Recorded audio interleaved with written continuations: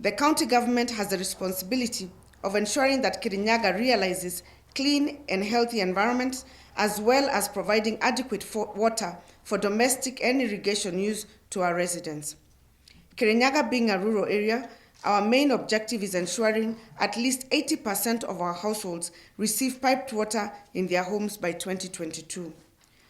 For the time we have been in office, we have commissioned 27 life-changing water projects such as Mwea Makima, which supplies over 30,000 households in Mwea. The project has greatly contributed to reduction of waterborne diseases that residents suffered as a result of using water from the rice canals. Other water projects include Riagishero, Kutus Mjini, Kiandegwa, and Ngariama Njokene, as well as Kamolo and Kiboro borehole projects. We also distributed water tanks to over 1,000 households to enable them harvest and store water for their use. We aim to have 80% of our homesteads connected with piped water by 2022.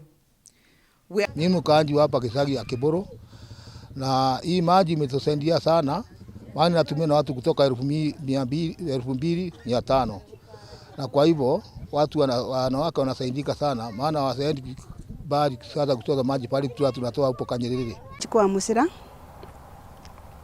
uma Muridoko ward ndecharede wa Kenera Women Water Project kejugende tutethetwe ni thirikari ni county government na miberethi ni twabetwe ni MCA witu 5 million na tukigurura miberethi ni andu makwa Maai na miberethi yo tugiuka tukinjira niguma yasu makinye tangi na mabote gutethia andu makamunyange kuringana na mibango itu ya future.